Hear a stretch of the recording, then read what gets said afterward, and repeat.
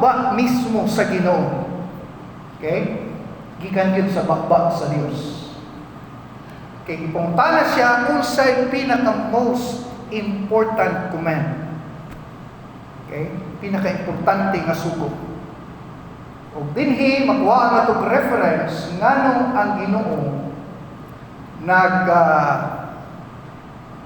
gusto niya tukuron ang church. Ug diri sa command sa Ginoo na 5 ka buok makuha nato ang pinaka-purpose sa church nganong nag-exist ang church. So, ang respond ni Jesus Christ sa two greatest commandment. Two greatest. So, great, greater, greatest. Baga, pinakatap na yun. Unsa ang two greatest commandment, makuha na to ang pinaka-purpose sa church. Naiduhang ka buok great nga na-mention sa New Testament. O dinhi makita na to ang summary sa purpose sa church. Ang number 1 is the Great Commandment that is based on Matthew 22, 37 to 40. Kabalo ko, familiar na verse. Sa ganina, thou shalt love the Lord thy God with all thy heart, with all thy soul, and love your neighbor. That is the greatest commandment. Ito nang studihan mo niya. Dayon, ang duha ka Great Commission, ay ikaduha nga great is the Great Commission. Matthew 28:19 to 20, siguro familiar ta na, no? Go ye therefore into all nations, go and make disciples to all nations. O din ang address ni Christ sa yung disciple, no? Go and make disciple to all nations, baptizing them in the name of the Father and the Son and the Holy Spirit. So kaning duha ang gitawag nato two great scriptures. O mao kaniyang gi-ordain ni church ni Christ para ma-accomplish ang purpose sa church. So una, dirita sa pinakauna nga great. Unsa ang pinakauna nga great? So nidool ang usa ka lawyer kay Jesus Christ. Matthew 22, ingin dito sa verse 36. Teacher, unsa man ang pinaka-great commandment in the law? Ang tubag ni Jesus Christ nag-sum up sa tibuok Bible. Morning tubag ni Jesus Christ. Kiningon man siya diri sa verse 40, on these two commandments hang all the law of the prophets. No kaning word nga hang, kung baga nakakabit, nakalink sa bisagra pa na, nakasumpay. Ang bisagra gamay kayo pero ang weight sa purtahan kargao nagtulo ka tao. Pero makita nimo no, sa bisagra duha gina ideally taas ug ubos. Pwede nato nang gamiton nga nimo si Jesus Christ sa verse 38, the first is. Dayon iyon po siya, the second is. So mao ni ang two greatest commandment.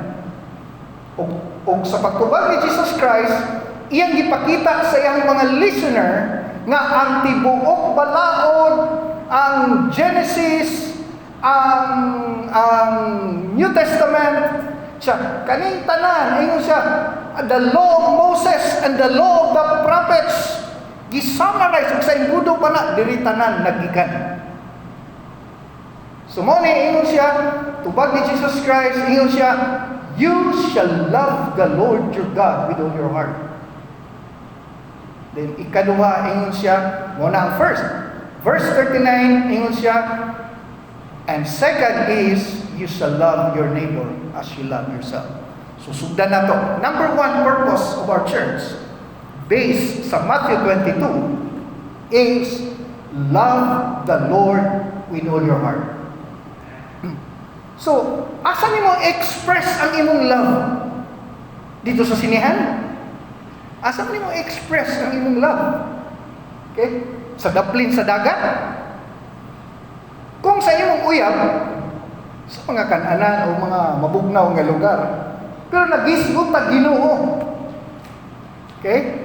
So, naga-describe niya sa purpose of worship. Mao ni ang purpose sa church. Love the Lord your God with all your heart. So, ang church nag-exist because we are created to worship God. Okay? So, 2 person or 10,000, gitawag na to nag-mega church o Bible study, way kalahian kung ang daghan o gagamay mag-express silang gugma, ang tawag niya na worship. So sa Matthew chapter 4 verse 10, sa diyang itintal si Jesus Christ, no? Kuan sa sayawa nga, kung tinuod nga ikaw, daghang kayo nasali gamay debate dito. Pero finally, giingnan ni Jesus Christ si Satanas. And Jesus said to Satan, "Away with you, Satan, for it is written, you shall worship the Lord your God. In Him only you shall serve." So dua. You shall worship and you shall serve. So ang number one purpose of church is i-express na to ang atong worship, ang atong love, and to serve the Lord. So that is number one purpose. Nganong naay church. No? Dili ka ka-express sa imong worship sa kusina. Okay? Di ka ka-express sa imong worship sa katring. Kuha ba ninyo? Ma-express ba nimo na nga worship? Nagigda ka dito sa katring? Yamin ka, amen, amen, praise God. It's because kung love nimo ang tao, dili nimo siya pwede dadon sa pangit nga lugar. You will do your very best. Kung pwede pa lang gani, mangutang ka para sa imong ipakaon to express your love. So that is the number one purpose of church based on Matthew 22. Number 2. So tingnan niya, this is the first. Love the Lord your God with all your heart. And the second is love your neighbor. So, kani siya, nagahisgot ni siya sa imong purpose sa ministry. Nagahisgot ni siya ang love your neighbor, dili ni siya sa personal manner nga katong higugmaon nimo kung na kay kalagot, kundi nagahisgot ni siya sa general sense nga ang trabaho sa usa ka Kristohanon i-express niya ang iyang gugma sa iyang isig katao. So nagisgot ni siya sa ministry. It's because the church exists to minister to people. Kay nagigigmanay man ta as a whole. Okay? So, nagdemonstrate ta sa gugma sa Ginoo pinaagi sa pagpakita sa imong pagtagad sa ubang tao. Pinaagi sa imong gitawag na to concern. Nakapit ko sa ka church nato nga iyang silingan nagka-positive. Iyon siya, pastor. Positive ang silingan. Tapad ra mig portahan. I-lockdown mi. Nagulat kami sa DOH manay karon kay swab sila. Now, asa man na nimo makita ang imuhang pagtagad. So, naturally, by instinct, kung part ka sa body ni Christ, maka-express ka sa imong love sa imong kapwa brother. Diba? Mo extend ta in any amount. Because you demonstrate your love. So, kung naa si Christ sa imo, automatically, no, mo gawas ang gitawag na to result. Kung mahigugma ka sa isa ka tao, kung dati kang way kaligo, dati kang bugason, dati kang taas og buhok, dati kang balik-balik og sanina, pero once ma-in love ka, di ba di nakasultian? Di nakaingnan pagpalit og sanina, no? Pagpagupit, pagpangaplas imong nawong. Kay sa imong love, mo express gyud, mo gawas gyud automatically ang expression of love. So, Ephesians chapter 4 verse 12 nga each time nga magtagbo ang matag Kristohanon is for the equipping of the saints for the work of the ministry to edify the body of Christ. Kanang word edify is to strengthen, to kanabang ligunon ang lawas ni Kristo. So, unsaon man pagligon? Okay? Unsaon ang pagligon? Unsaon pagligon sa kaminyoon? Di ba? Ang ingredients is love. Unsaon pagligon sa pamilya? Di ba? Ang ingredients is love. Unsaon pagligon sa church? Still the ingredients is love. Okay? Muna second purpose sa church. So, base sa atong gilantaw sa two great commandments, number 1 is sa Matthew 22, love the Lord your God and love your neighbor. Matuta sa ikaduha. Ikaduha nga great sa scriptures according sa babagid ni Jesus Christ. Ug dinhi nabuo ang pinakatibuk ang katuyuan sa Ginoo diri sa iglesia. Balikon ako, Proverbs 11:29, it is the Lord's purpose that will prevail. Ang purpose gyud sa Ginoo. Kung nadato ka karon, thank you Lord. Pero basin dili na mao ang purpose sa Ginoo. Basin gamiton ka sa higher more than sa imong kadato. Wa ka kahibalo. Kaya ang purpose man sa Ginoo ang mag-prevail. Kung napobre ka karon, ayaw dawata nga pobre ka. Kay basin dili na mao ang purpose sa Ginoo. Kay the Lord's purpose will prevail. Kung kay dati wa bugoy na human, imo na. But naay purpose ang Ginoo sa imo. Di ba? The gift and the calling of God is irrevocable. Kung unsa ang gift gihatag sa Ginoo sa imo, unsa ang calling nga gihatag sa Ginoo sa imo, di na siya ma-change. So kung unsa imong present situation, ayaw dawata na. Moadto ka sa church kay dito nimo ma-discover ang imong calling. Dito nimo sa church makita ang imong calling. Pag anin ako sa church, diri man discover ang akong calling. Diri na ko nakita ang akong gift. Kung naguban ko sa kong barkada, di man ako makita akong calling. Siguro, abi nimo, basketball player ka, no? Influence lang to. Okay? Abi nimo, tennis player ka, no? Influence sa barkada. Pero dinhi sa church, makadiscover ka unsa imong gift ug unsa imong calling. So in other words, it is the Lord's purpose that will prevail. So, sa Great Commandment, makita nimo gi-express Jesus Christ the very purpose of the church. So matuta sa ikaduha, ang Great Commission, kani gikan gini sa baba sa Ginoo. Di ni gikan sa disciple. So sa Matthew 28 verse 19 to 20, atong lantawon. Mao ni ang gingon ni Jesus Christ. So go, no, imperative, command. Dili ni siya option, kundi sugo. Go and make disciples of all nations. So, gisulti ni Jesus Christ, wa pa'y aeroplano, wa pa'y barko, wa pa'y mga motor, wa pa'y mga jeep, kamilyo lang, o nanay barko nila nga hangin-hangin lang, pero wala pa tong advanced nga technology nga makatravel ka sa other part of earth. Pero naanay gitawag na to vision nga ang calling dili lang sa ilang time. Ingon diya sa verse 20, even to the end of the age. It means from their time until this day, this is still a command. Okay? Ingon sa diri, of all nations, and baptizing them in the name of the Father and of the Son and the Holy Spirit, and teach them.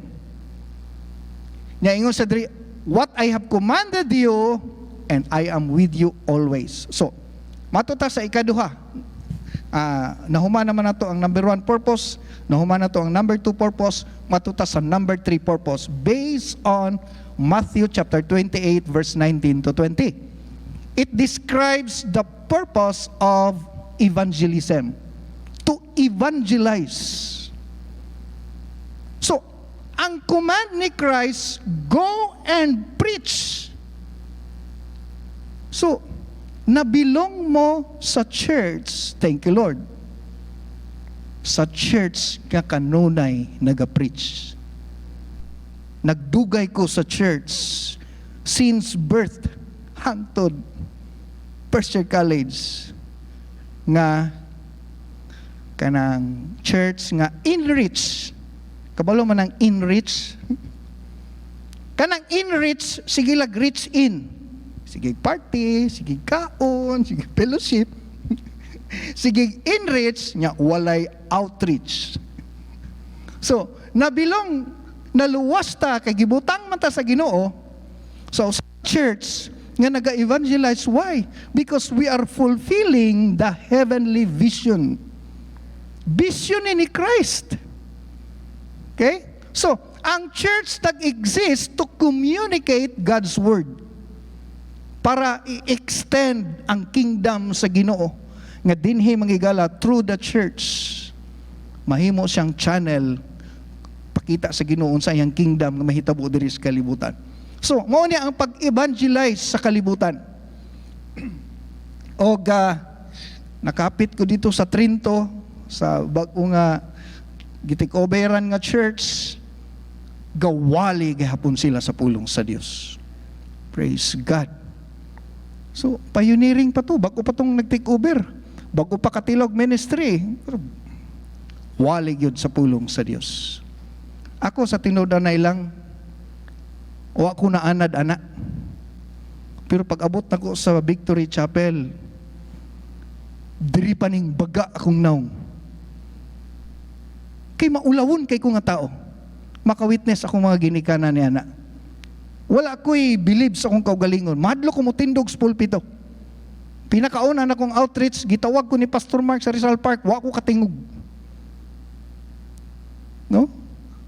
So murag pagdagan sa panahon, ma-develop ang imong sulod, especially kauban nimo ang Ginoo. No? So mo ni siya gitawag na to Great Commission. So nailima ka buk supporting verses nga gikan sa baba ni Jesus Christ, no? Mark 16:15 kamo na lang magbasa ana.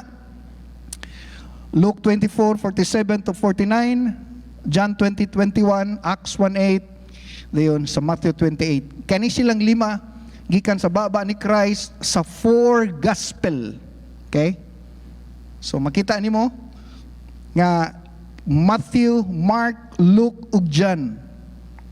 Mo na gitawag na to full gospel. Basin wa mo kasabot anang word full gospel.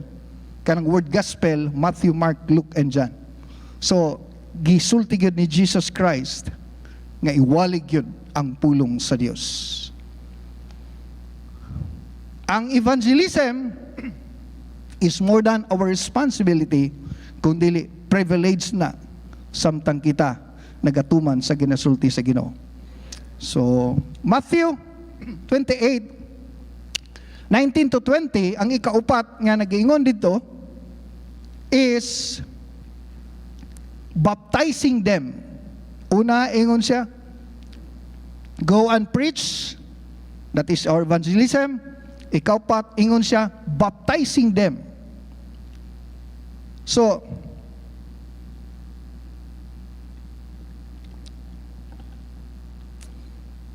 nagisgot ni siya sa essential process sa imong pagka-disciple. That we are called to belong, not just believe. Once man good, mabaptize ka diri sa church,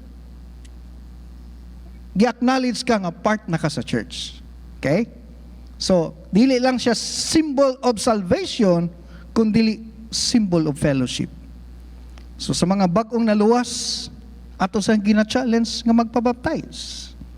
O katong wala pa nabaptize din bisan pag nag-edad na kag 90, o base nabaptize ka long time ago, o nya, murag, tan-aw mo, naligo lang ka atong panahon na. Basta magud way meaning, pwede magud nga naligo lang ka. Ako, na-question ko sa una, disciple ko niya, si Pastor Arnel, na-associate niya nagpabaptize. O ano ni siguro kahinam doon, Pastor Arnel, na ako ato. Apil man nagpabaptize, Pastor Arnel, mga pastor naman Isa, naligo ra daw siya atong sa unang panahon, sa lain ng fellowship. So, Siya, ako nagtanaw ako ba, nag-question akong sulod ba? Ha? Wa pa din na-baptize. Lugan may naguban niya. Singer na mo sa banda. Niya, wa pa din na-baptize. So, ako'y witness sa iyang baptism. Pastor na niya, i-baptize. Ang point dito, it's because this time, gihatagan niya meaning. Okay? Tagaan niya ka ng bili. Nga, karon pa na ako nasabtan ang katibuk, ang plano sa Ginoo sa akong life. Kato nagpabaptize ko sa una, sabay-sabay ra dito. Pwede na. Okay? Pwede ko nyo doolon, pwede si Pastor Clyde, Pastor Arnel, maghimog yapon tag water baptism sa mga bago pa sa church. Okay? Okay, once you are baptized, you belong to the family. Part na ka. So that is the purpose of our fellowship. Dayon,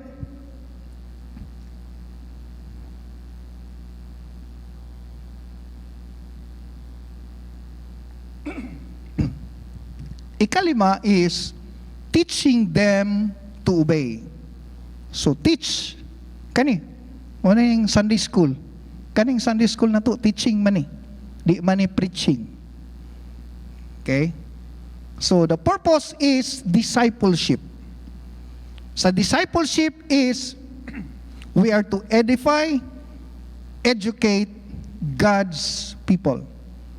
According sa Colossians 1:28,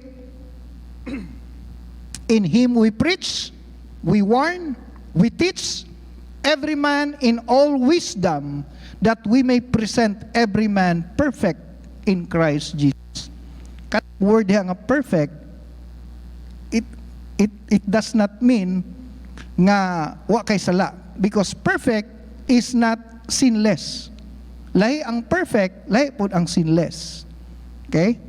Kung edad mo 15, 16, di pa ka perfect sa physiological level, no? 20, pag abot na nimo sa 40 adult, then perfect na ka. Kinaabot naman nimo ang fullness. 50 pa ubos, imong ako sa una 5'6" man nunta ko. Karon mag 50 na ko. 5'5" day ko sa una. Karon bisugsaon na ko 5'4" na gyud ko. Hala. Masig pag edad na ko 60 ani 5'3" na ko. Ana ba? Para pag anak ba nya anak gani? Pansin mo ang tigulang magkagamay, magkahiyos. So ang word nga perfect dito sa iyang kanang momentum nga nasa sa kumbaga full grown. Mo na si perfect. Sa Christianity, pwede ta mahimong perfect. Ayon si Jesus Christ, be perfect. Kanang perfect, dili na siya sinless. Kanang perfect is mag-mature. Okay? So sa ato ang teaching na yung mga Bible study, no? Gahapon na-invite ko sa birthday o niya nag-offer ko og Bible study kay daghang kayog mga youth. Ako i-gather na to ni sila, dad-an ko nig LCD para maka-Bible study ta sa ila. Hallelujah. So makita nimo no nga once na ka sa gitawag na to level of maturity, imo na pong i-guide ang mga wa pa nag-mature para na pud sila mag-mature. One day sila na po mag-Bible study. Murag inana ang iyang process. So that is the purpose of the church. Pinaka-purpose sa church, good. Ephesians chapter 4 verse 12, 1 Corinthians chapter 12, dayon Romans chapter 12, naghahanad ng 12, oy. Wala na ako gibutang tanan, no? Nga ang equipping of the saints for the work of the ministry to edify the body of Christ. Kapansin mo, diri sa church, nagabuild tag mga puste. Ang purpose kanang mga outreach, seminar, mga Bible study training, mga youth gathering, nagahimo tag core, gitawag na siya puste. Kay ang church nga walay puste, dali ra matumpag. Ang strength sa church is not based on numbers. Ang strength sa church is based on leaders. Kung unsa kadaghan ang imong leaders, ingana kadaghan ang imong puste. Kay pag moabot ang pinakakusog nga bagyo, bisan ang pinakakusog nga bagyo, mahurot ang tanan, ang mabilin, puste ra gyud. So, makita nimo nga kung bagyuhon ang church, ang mabilin, puste ra gyud. So kung dili ka mag-grow, dili ka magpatudlo, dili ka magpa-teach, basin hangtod karon bungbong ka pa lang. Pag moabot ang bagyo, maapil ka kapalit. So, mo na ang purpose sa church. So, nakumpleto na to ang 5. Okay? Gi-combine na to ang duha. Matthew 22, and then Matthew 28, gikan sa baba ni Christ, the 5 purpose of your church. Okay? Based in the 2 greatest. Nangutana ang lawyer, what is the greatest commandment? So, pwede ka mahimong religious nga wa nimo na comply ang pinaka-purpose sa church. Number 1, you shall love the Lord. Akong gi-explain ganina, worship. Number 2, you shall love your neighbor.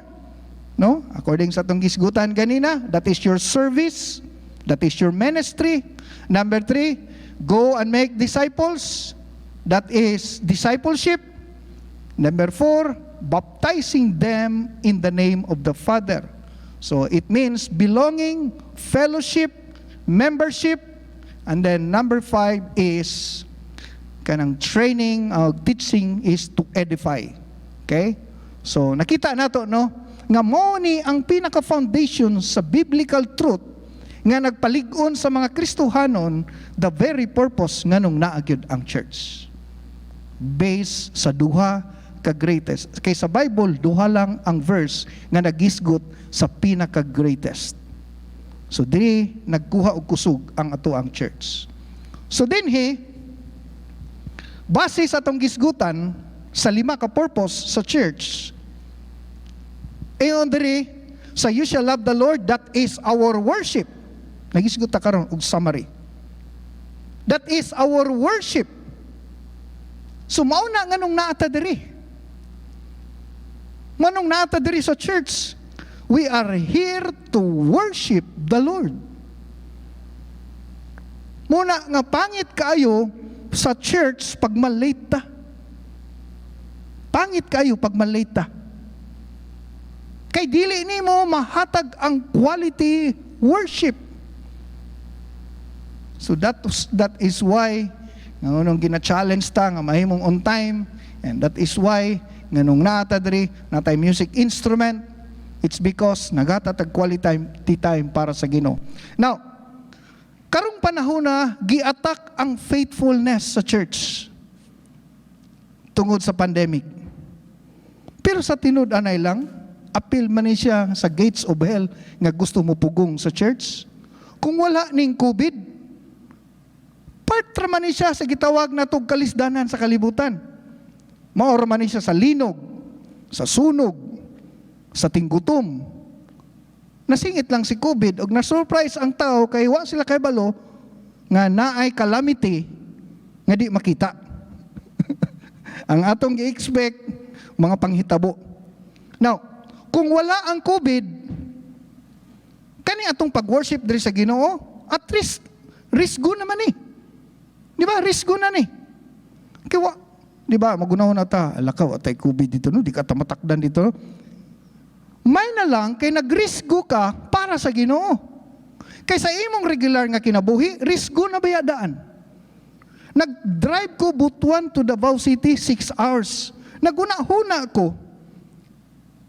Dili ka ka na bang, wagi ka kabalo kung mabangga ka or ang imong kaatbang makabangga sa imo? Kay nakasulay magug ko nga, excuse, ang akong kaatbang nakatulog sa akong lane, gikan sa layo, ning balin siya sa pikas lane, unya, ning mag face to face ako. Ya, ako may nakamata, wa mo ko natulog. Akong gibuhat, gipahulog na ko ang sakyanan, daplin sa karsada. Ug dito, may na lang, wa may nahulog sa pampang, balintong among sakyanan dito tuyok tanan. Unya, ang iyang sakyanan, nakatuyok-tuyok dito sa kalsada. So makita nimo, sa mga nagtrabaho na sakyanan, kanang imong pag-drive, risgo naman na daan. Wa man kakaibalo kung mabangga kag dili. Sa simbahan pod, wa po kakaibalo kung makubid kag dili. So, parihara. Nanrabaho ta mo sa kay tag jeep. The other day, sa akong atubangan, ang motor o ang bike, ambot kung nakuha ba sa ko ang kamera, sa akong yung atubangan, nagsabong silang duha, balintong sa akong atubangan. Wa gito kabalo tong nagbike nga, mabalintong siya, tapad siyang motor. Kay, sa bike lane, ning gawa si bike dito sa iyang lane, wa sa nagtanaw siyang left side, wa may side mirror ang bike. Pag ana niya, ang motor, nag-overtake siya, sirko gyud sa akong atubangan. May lang, wa ako naduol kay pwede na ko silang maligsa. Nakita na ko nga wala ang COVID, risko naman daan. Kadadalaw man ta magsakay. Di ba? Kadadalaw man ta magsakay. Kadadalaw ta mo baktas. So, dili nimo matagna kung ang imong kaatbang nakatulog o ang imong nasa likod walay brake. So, sa imong everyday life, risko na daan. Nya karon ang Domingo kaisa lang sa isa ka semana, ang imong trabaho kalima sa isa ka semana. Ug but hunaw-naon gamay ang risk sa church kaysa imong daily life. Pero ambot karon ang akong point diri is we have given the opportunity to worship God once a week lang gani. Pero gi-consider nato nga murabag ang church is high risk, yang atong trabaho is low risk. Di na siya tinuod. Di na siya tinuod. Ang tinuod, mo gini ang tinuod. Kapoy gyud mo simba kung wala na fire sa sulod sa imong heart. Kapoy gyud mo simba. Kay in the first place, naturally speaking, di kita ka kwarta. Di ba? Di ba? Tinudan na lang. Di ba kita ka kwarta? Nabay naganin rin ang hatag kwarta? Di kita ka kwarta. Di puta ka ginansya. Pero in the natural sense. Pero sa reality, sa spiritual sense, sa panahon nga dili ta maning kamot makasimba, kung di ta maning kamot makasimba, sawa nimo nakita, mas daghan ang nawala sa imo. Sa tinud-anay lang, mas daghan ang nawala sa imo. Abi nimo ginansyado ka, pero sa tinud-anay, perti gyud nimong lugia. Perti nimong lugia. Akong kuwag example tong akong close friend nga naa siya sa laing lugar, gifinansa niya yung anak sa mahalon nga eskwelahan, dako nga tuition, with katabang, with sundo, no? Pag-graduate siyang anak sa high school, niya naman siya sa gawas, dako kwarta. Sa natural sense, dato ka. Pero sa psychological sense, pag uli niya, ang gustong kadulog siyang anak, lula. Dili mama. Ug dili niya kayang paliton sa iyang kwarta, kay naay dako kaayong nawala sa iya. Nakuha ko ninyo? Perting dako ang nawala sa iya. For 15 years, di niya kayang paliton ang gugma sa iyang anak. Pero in a natural sense, ginansyado siya. But sa psychological sense, perti niyang dako ang lugia. Niabot ang point nga nihilak siya. This is my close friend. Kay gibalikas siya sa iyang sariling anak. Ingnana pod ang church. Abi nimo kanang di ka kasimba, ginansyado ka.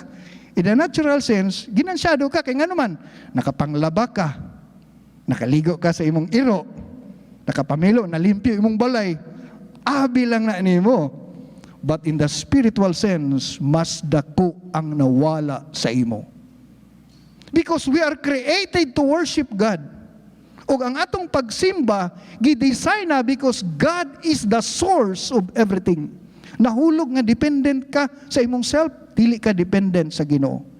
Dapat mahimotang dependent sa Ginoo. So kung tanaw nimo, sige man ta kog simba.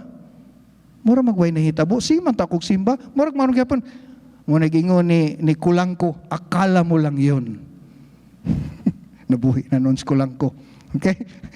So, ikaduha is service. Unsaon man nimo pagka-equip, iron sharpens iron.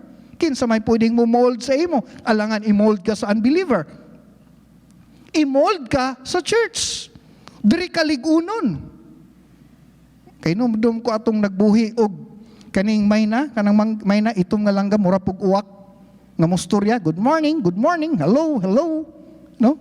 So, pagkakita niya sa uwak, iya mo tong gitrain nga musturya. Ingon man ang uwak, uwak. Uwak siya. Pwede ni i-train. Kay makasturya gud ang uwak, siya pwede ni i-train. So iyang gi-train, naglisod siya train nga saon sa storya siyang uwak man gyud. Nya katong iyang may na, good morning, hello, I love you, I love you. Ayang gibuhat para mas taas siyang time, isud nako sa usa ka kulungan para ang kaning uwak matakdan ni Mayna. O sad story, after 3 months di nakasulti ang Mayna. Ginaya niya, good morning, ingon niyang Mayna, uwak. That's the power of influence. Once dili ka influenced by the church, kung dili ka influence sa church, one day, ang imong baba, uwak. Influensyado man ta sa opisina. Di ba? Influensyado ta sa atong mga katrabaho. Influensyado ta sa Facebook. Influensyado ta sa internet. While kung nata sa church, the very purpose of the church is diri ta equip. Diri ta ligunon. Then another thing is outreach. Mao ni ang atong kumbaga ultimate nga purpose nganong naata diri is to reach out. No, mana outreach, reach out. Murag kung ang tubig sige lang kag inom nya way ihi-ihi, uy madaot ka. So naiinom na poy ihi, naay nadawat nimong blessing sa Ginoo, imo pong i-share sa uban. No? Kay sobraan po nimo dawat sa panalangin sa Ginoo, di mo i-share sa uban. Okay? Kanang outreach, it's mean you're reaching others. Magbisita ta, mag-follow up ta, mag-text ta, mag-encourage ta, mag-street preaching ta. That is our mission in life. Ang ikaw pat is fellowship. Kani diri ang encouragement. Nagproblema ka kay kanang daghang kay kag problema, matud pa ni Pastor Jeffrey pag-abot sa bagyong Sindong dito sa Iligan, nanawag siya for rescue, biyahe mi dito. Ingon siya, nangamatay ilang mga anak to pila to kag gipanglinya tanan sa kalsada. Nya gitanaw daw niya tong mga tapa dito. Insya nga kanang ang katong namatay ko anak ko ani na doy nakahilak kay magunahon naman siya isa ray namatay siya nya ang isa upat ang namatay. Murag para siya ha, comforting siya may gani ako isa ra nya ilaha upat apil pagyud balay. Diya dito siya kakita ang tao di na manghilak. Kay ang mga patay nga lawas gipanglinya dito sa daplin sa kalsada. Ug matud pa niya kanang nagdinawatay na lang sila kay arang-arang na lang daw iya ha. So, murag inana ba kung ang imuhang problema diabetes, nga iyang problema cancer, makomfort ka, ay salamat may gani diabetes ri ako, no, ihagyod kay cancer. Murag ginig makomfort ka. Nya murag ka nasirado imong negosyo, nya iya nasunog yang balay, nako ay salamat to comfort. Di ba makomfort ta?